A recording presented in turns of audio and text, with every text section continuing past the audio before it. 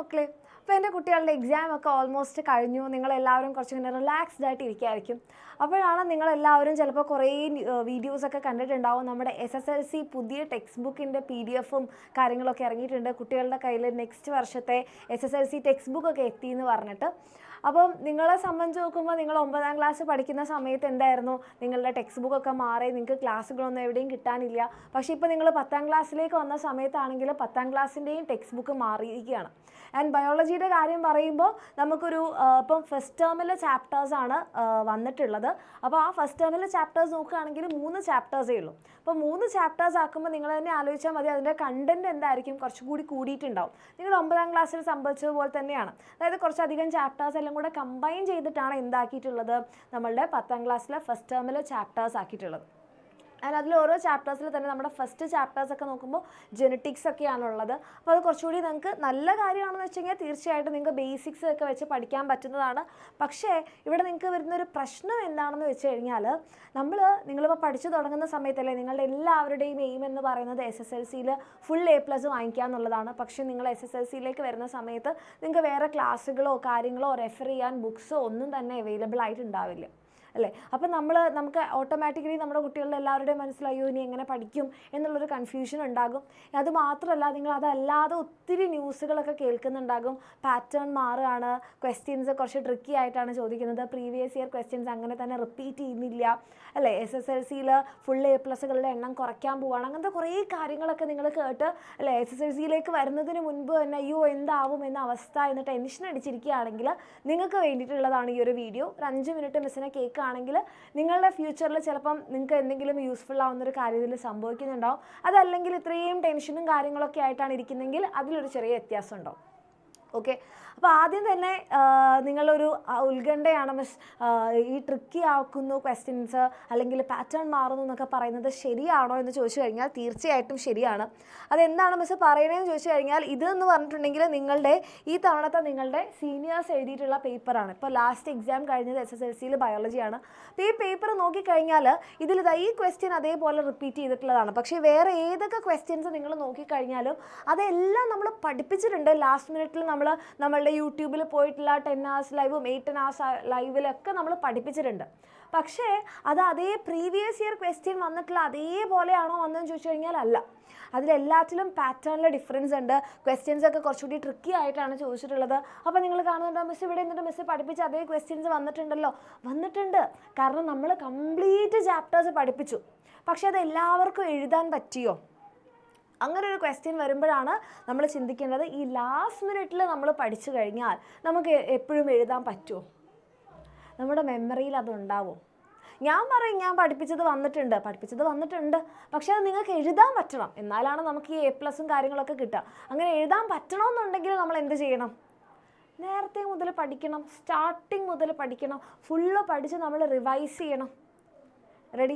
അതിന് നിങ്ങൾ റെഡി ആണെന്നുണ്ടെങ്കിൽ ഈ പറഞ്ഞ ടെക്സ്റ്റ് ബുക്ക് മാറിയത്, കണ്ടൻറ്റ് മാറിയത്, ചാപ്റ്റേഴ്സ് എല്ലാം കൂടെ കമ്പൈൻ ചെയ്ത് 3 ചാപ്റ്റർ ആക്കിയതും, അതേപോലെ തന്നെ നമ്മളുടെ ക്വസ്റ്റ്യൻസ് ട്രിക്കി ആക്കുന്നു, പാറ്റേൺ മാറുന്നു, A+കളുടെ എണ്ണം മാറുന്നു, ഇതൊന്നും നിങ്ങളെ ബാധിക്കില്ല. ഇതൊന്നും നിങ്ങളെ ബാധിക്കാതിരിക്കാൻ ഒരേ ഒരു വഴിയേ ഉള്ളൂ, നല്ല പോലെ പഠിക്കുക, സ്റ്റാർട്ടിങ് മുതൽ തന്നെ പഠിക്കുക, പ്രോപ്പറായിട്ട് റിവൈസ് ചെയ്യുക, ക്വസ്റ്റ്യൻസ് പ്രാക്ടീസ് ചെയ്യുക. ഇത് ചെയ്തു കഴിഞ്ഞാൽ നിങ്ങൾക്ക് ഒരു ബുദ്ധിമുട്ടും ഉണ്ടാവില്ല എന്ന് മിസ് ഉറപ്പ് പറയാം. കാരണം അതിന് വേണ്ടിയിട്ടുള്ള എല്ലാ കാര്യങ്ങളും നമ്മളുടെ എക്സാം വിന്നറിൻ്റെ SSLC ബാച്ചിൽ, നമ്മുടെ ലക്ഷ്യ ബാച്ചിലുണ്ടാവും. നിങ്ങൾക്ക് വേണ്ടിയിട്ടുള്ള എല്ലാ കാര്യങ്ങളും ഉണ്ടാവും. കാരണം ഇപ്പോൾ ടെക്സ്റ്റ് ബുക്കൊക്കെ മാറുന്ന സമയത്ത് സാധാരണ നിങ്ങൾ വിചാരിക്കേണ്ട യൂട്യൂബിലെ ക്ലാസ് കണ്ട് പഠിച്ചാൽ പോരെ എന്നൊക്കെ നിങ്ങൾ കരുതുന്നുണ്ടാവും. പക്ഷേ ടെക്സ്റ്റ് ബുക്ക് മാറി, മാറിയ ടെക്സ്റ്റ് ബുക്ക് ബേസ്ഡ് ആയിട്ടുള്ള ക്ലാസ് നമുക്ക് എവിടെ കിട്ടും? അപ്പോൾ നിങ്ങൾ ചോദിക്കും മിസ് അപ്പോൾ യൂട്യൂബിൽ ക്ലാസ് ഉണ്ടാവില്ലേ? മക്കളെ, യൂട്യൂബിൽ ക്ലാസ് ഉണ്ടാവും, പക്ഷേ അത് എക്സാം ടൈമിലായിരിക്കും, എക്സാം ഓറിയൻറ്റഡ് ആയിട്ടായിരിക്കും നമ്മുടെ ക്ലാസ്സുകൾ ഉണ്ടാവുക. അപ്പോൾ നിങ്ങൾക്ക് ഈ പറഞ്ഞതുപോലെ സ്റ്റാർട്ടിങ്ങിലേ പഠിക്കാൻ പറ്റുമോ? കുറച്ച് ബുദ്ധിമുട്ടായിരിക്കും. ഓക്കെ, പക്ഷേ നമ്മുടെ ലക്ഷ്യ ബാച്ചിലേക്ക് വരുന്ന സമയത്താണെങ്കിൽ നിങ്ങൾക്ക് സ്റ്റാർട്ടിങ് മുതൽ ഇപ്പോൾ തന്നെ ടെക്സ്റ്റ് ബുക്കൊക്കെ വന്നിട്ടുണ്ട്. അപ്പോൾ എത്രയും നേരത്തെ നിങ്ങൾക്ക് കിട്ടേണ്ട സമയത്ത് തന്നെ നമ്മൾ ക്ലാസ്സുകൾ ലൈവായിട്ടായിരിക്കും എടുത്തു തരുന്നത്. അപ്പോൾ നിങ്ങൾക്ക് എന്തെങ്കിലും സംശയങ്ങളുണ്ടെങ്കിൽ നിങ്ങൾക്ക് ആ സംശയങ്ങളൊക്കെ ക്ലിയർ ചെയ്യാം. അപ്പോൾ നിങ്ങൾ ചോദിക്കും മിസ് അപ്പോൾ റെക്കോർഡഡ് വീഡിയോസ് ഉണ്ടാവില്ലേ? റെക്കോർഡഡ് ക്ലാസ് നിങ്ങൾക്ക് അവൈലബിൾ ആയിരിക്കും. അതിൻ്റെ നോട്ട്സ് ഉണ്ടാകും, നിങ്ങൾക്ക് ക്വസ്റ്റ്യൻസ് ഉണ്ടാകും, വർക്ക്ഷീറ്റ് ഉണ്ടാകും. നിങ്ങൾ പഠിച്ചത് നിങ്ങൾ ആ ട്രാക്കിൽ തന്നെയാണോ പോകുന്നത് നിങ്ങൾക്ക് തന്നെ അനലൈസ് ചെയ്യാൻ വേണ്ടിയിട്ട് നിങ്ങൾക്ക് എന്തുണ്ടാകും? എക്സാംസ് ഉണ്ടാകും. ഓരോ ചാപ്റ്റർ വൈസ് എക്സാമും മോഡൽ എക്സാമും ഉണ്ടാകും. അപ്പോഴായിരിക്കും നിങ്ങൾ വിചാരിക്കുന്നത് അപ്പം മിസ് നമ്മുടെ എക്സാം വിന്നറിൻ്റെ ബുക്ക് സെറ്റ് നമുക്ക് കിട്ടില്ലേ? ബുക്ക് സെറ്റ് കിട്ടും, പക്ഷേ 27-ാം തീയതി വരെ മാത്രം. 27-ാം തീയതിക്കുള്ളിൽ ജോയിൻ ചെയ്യുന്ന മക്കൾക്ക് എക്സാം വിന്നറിൻ്റെ ബുക്ക് സെറ്റ് ഫ്രീ ആയിട്ട് കിട്ടുന്നുണ്ടാകും.